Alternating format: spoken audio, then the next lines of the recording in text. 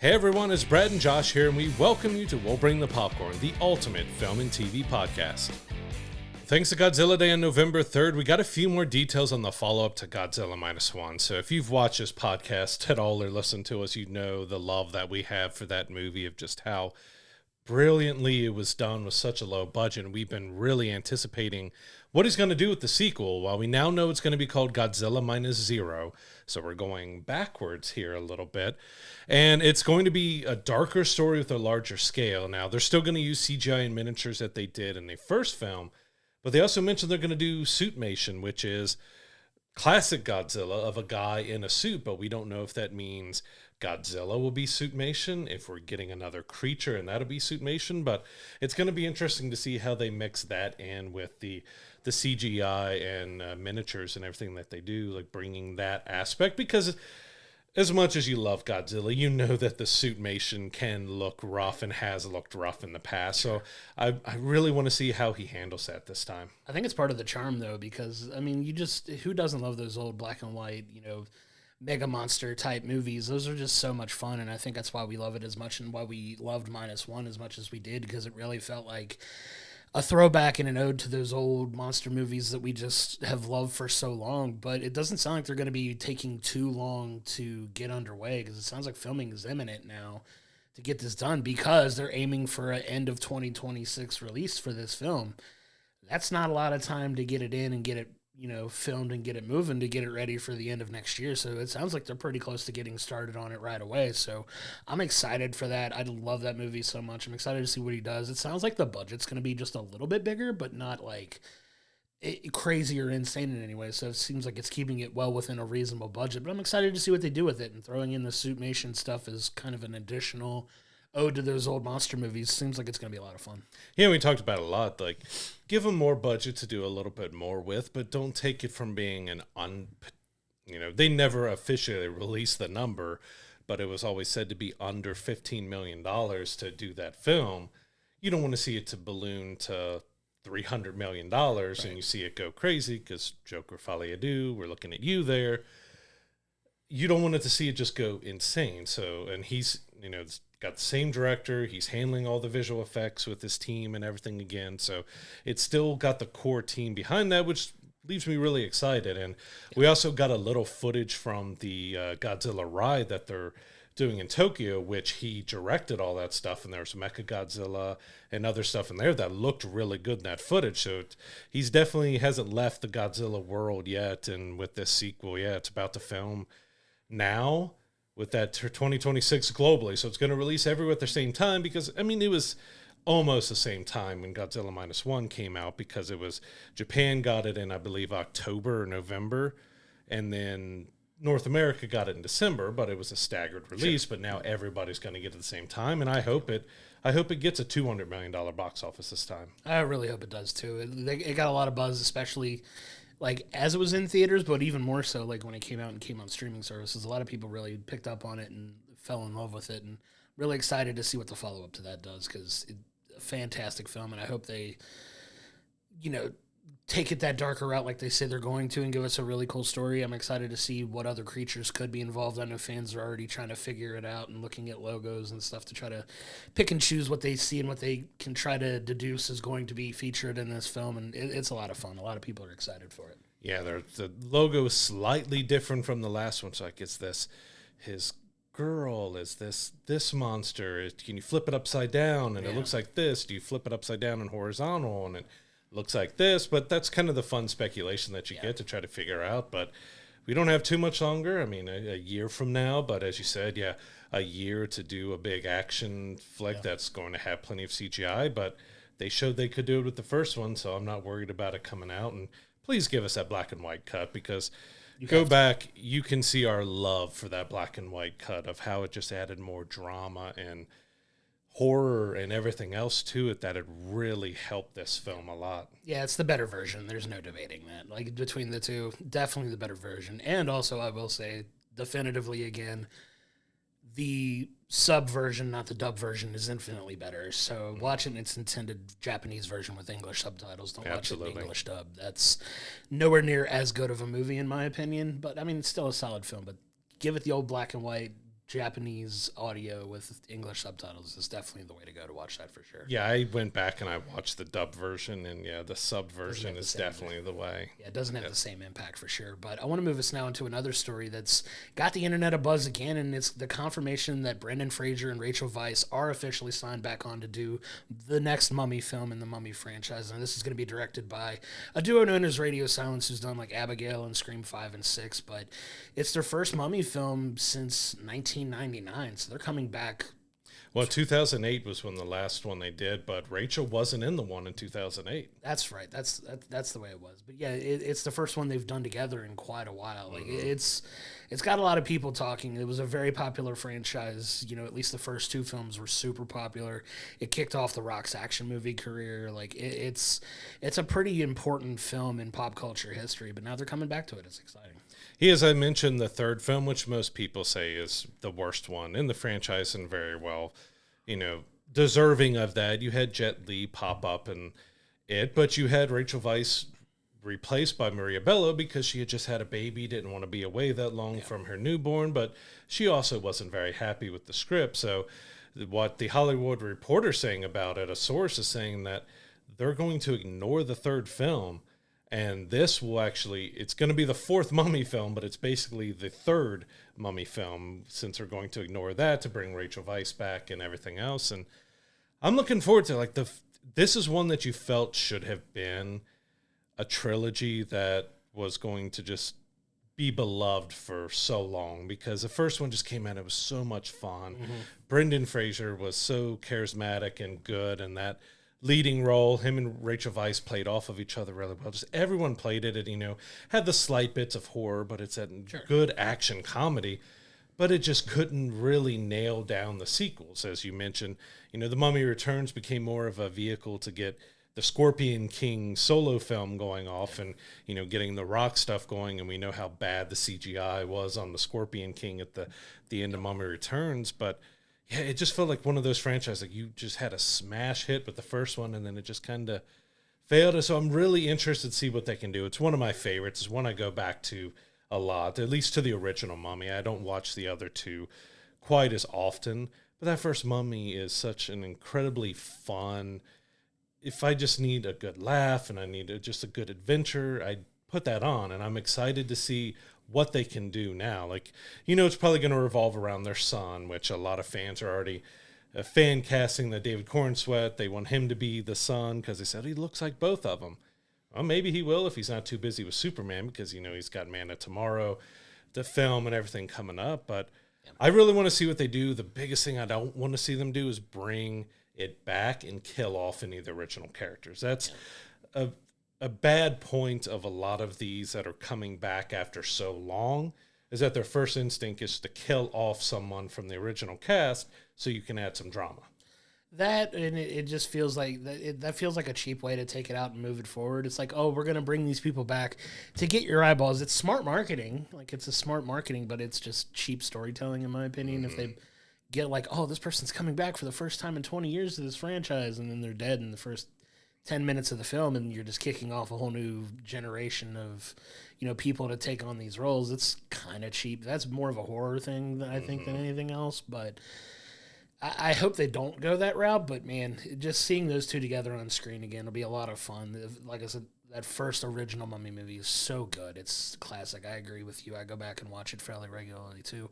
Mummy Returns wasn't terrible, but it didn't have the same magic as the first one. Still a solid movie, but that first one is just so good. And it's, I can't say how happy I am that Brendan Fraser's career has had the resurgence in the last 5 or 6 years that it's had.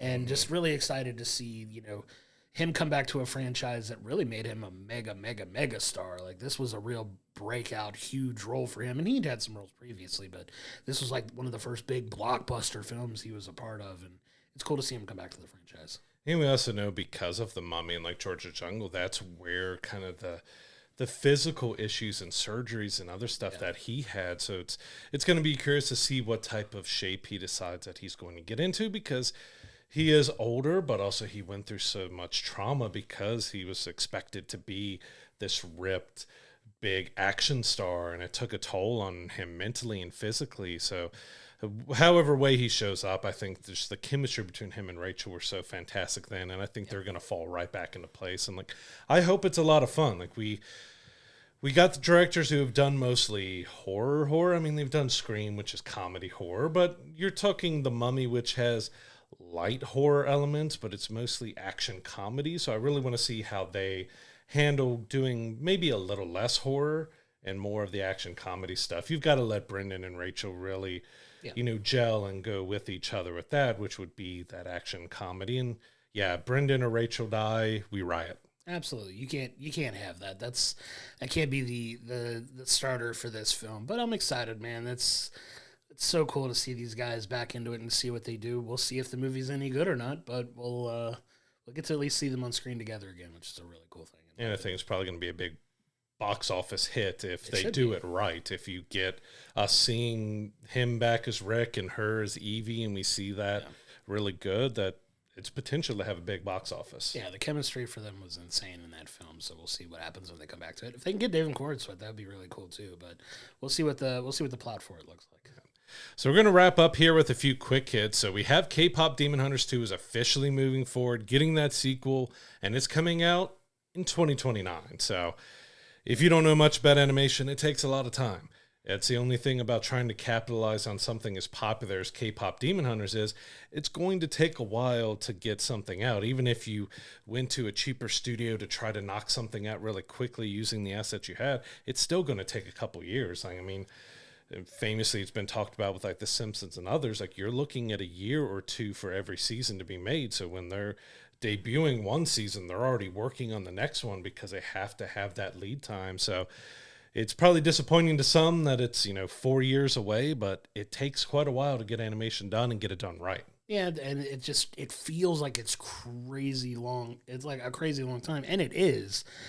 And you'd hope they could turn that around, but yeah, that's the whole point of animation. If you want it to be good, you got to let it do its thing. You got to let it cook. Like we've been notorious for wanting the next, Spider-Verse animation film to come out, but that takes time to do too. It's been 37 years. It feels like it. It's been forever. You just cut to that meme of the old lady that says it's been 84 years, but it's kind of what it feels like, and it's going to be a long wait for them, but kudos to them for following up on it. You knew it was coming. You knew it was happening, as successful as it was. They got Grammy nominations for Golden out of it, for Song of the Year. Like a Netflix film getting Song of the Year recognition at the Grammys is huge. It just goes to speak of how popular this film franchise has become and how mega popular those songs were. Like, who would have thought when you watched it, like, yeah, this was catchy and really good and we really loved it, but the impact that it's had in pop culture is insane. Like, it's huge, and it's crossed over into the music landscape, too, of getting Grammy nominations. It's a big deal. Yeah, it got snubbed for Record of the Year, but it got a ton of nominations and got everything there. It made Ije the first Korean-American woman to be nominated for a Grammy and everything. I hope they sweep and win everything, because it's that underdog story. Like, you had a movie that they may or may not thought it was going to be very big, and it just exploded. This is a brand new, original, fresh franchise, and it just did gangbusters. And you love to see that something original is doing that well. And yeah, good luck to them during the Grammys, because I don't know how you're going to beat them this year with just the juggernaut that it's been. Yeah, and it's up against like literally a who's who list of artists for Grammys. I mean, they're up against, Bruno Mars, Billie Eilish, like mega popular, like mainstream artists. So just to be even in the conversation is super cool. So kudos to them for getting nominated. Yes, still speaking about Netflix, we have a reality competition series based on the Overcooked video game coming by Netflix and A24. This could be a lot of fun if you never played the game. I still have this really funny story when me and my brother were playing it. So we were at a level that we were split on multiple opposite sides and stuff, and I had a fire. And again, this was probably about 2 a.m. in the morning that we were playing this. I had a fire on my side and the fire extinguisher on my brother's side, so I yelled at him, "Hey, I need the fire extinguisher over here so I can put out this fire." And all of a sudden, I have a fish flying over to me. And like, Again, 2 a.m. We'd been playing this for a while. I just lost it. Like, absolutely lost it because I asked for a fire extinguisher and I got a fish. I'm like, I don't think I can put the fire out with this, John. Like, can you give me the fire? He couldn't play anymore because he was crying so hard that he threw me a fish instead of the fire extinguisher. A fish and not a fire extinguisher. That's funny. That game is chaos personified. Like, there's a point. There's a probably good reason why it's becoming a reality competition series, because that game is crazy. I've played it a couple times and just stress doesn't even begin to describe it, because you have to work together and communicate to be successful in that game. And it's hard. It's a hard thing to get down, but a ton of fun, but very stressful game. So it's pretty cool that they're making a competition out of that. I'll have to check that out for sure. It's going to be interesting to see how they do it with real people and stuff. Is it this side has this and maybe dry ingredients, this side has the wet ingredients. You got to figure out, like, you may not have an easy way to send it to each other, or are they on a platform where you're making everything move? Because there's like ship levels where stuff is, swaying back and forth. Like, there's a lot that they could do to try to sabotage them in this, but they're also cooking and using knives and oils and other stuff in real life. There's got to be a limit on how far they can go, because you can't start a real, fire, and you can't have oil splashing over people cooking. So it's going to be really interesting to see how they can make this work in live action. But if they do it right, it could be a lot of fun, because you've got to embrace the chaos of the game if you're doing a game on it. If it's a regular standard cooking show, then what are you doing? Right. There's going to be some wacky elements involved in that for sure, because you have to, but definitely they'll have safety baked into that too, because there's liability issues and all that other stuff. But it's got the potential to be something really fun and entertaining. I'm here for it. And we also got final confirmation that Gremlins 3 is moving forward. You have Chris Columbus, who wrote the original Gremlins. He also did Home Alone, the first 2 Harry Potters, Mrs. Doubtfire. He's been behind a ton of hits through the 90s and 2000s. He is co-writing and directing the 3rd Gremlins film. That's awesome. You got Steven Spielberg back on board to produce it, and it's coming out in November of 2027. So yet another big franchise. I mean, it was big for when we were kids, but the Netflix animated series has done really well. So this could be another potential big revival. And if we get The Mummy also out in 2027, we don't really have a timeline on that yet, but we could have a couple new old franchises coming back in the next couple years now. 2027, as we've already said, is going to be absolutely insane. I don't think we're going to sleep in 2027. It might be 2 movies every single week. Just set up a cot in the we theater. may not watch a single second of TV with the way movies are going to dominate in 27. It's going to be insane, but I'm here for it. We got content for days to come, but that is a stacked year for sure. But yeah, I'm excited about this. Chris Columbus is an amazing director behind some of my favorite movies, and just to see him back and taking on the Gremlins franchise again is a pretty cool thing. I'm excited to see what they could do with it. Hopefully it's good. We do have that concern about stuff that was popular in the 80s trying to come back now and do something with it and see if it holds up today.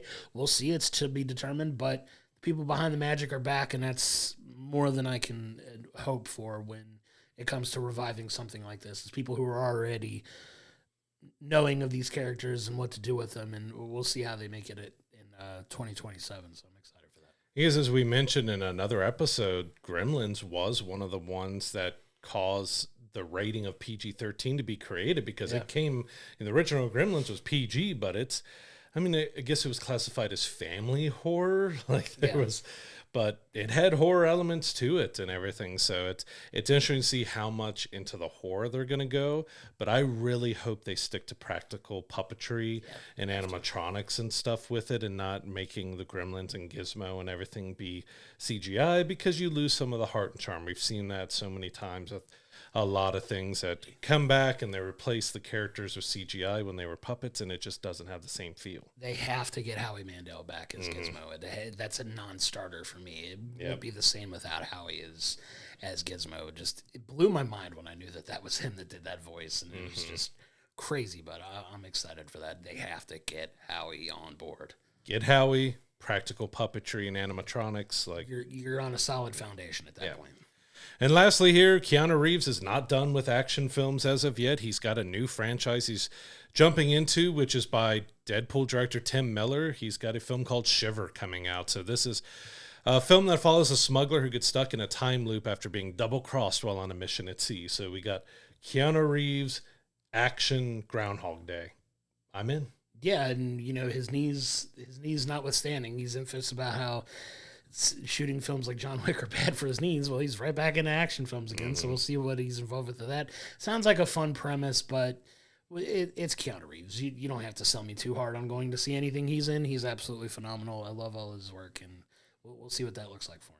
And you're setting it at sea, so is that potentially the entire movie takes place on a boat, and you're going to loop it that way? It's when you set something in a single location, it becomes really interesting how you can make it feel different and fresh each time. And if you're doing a Groundhog Day like loop, you've got to really make that, all right, well, I guess he's learning where everyone's moving from and what he can do. And it's going to be interesting to see how they do it if it is kind of a single location shoot like that. So it says he's a smuggler who gets double-crossed at sea. Is this the John Wick Pirates of the Caribbean crossover that we're expecting out of this kind of thing? Like mixed with a little Bourne, because he starts off floating in the sea. Is it a little piratey? Like what are we looking at when he's talking about smugglers? Because that could mean any number of things. But I'm interested to see what the actual tone of the film and what the visuals look like for that, because that could be very interesting. Do we get Keanu going, look at me, I'm the captain now?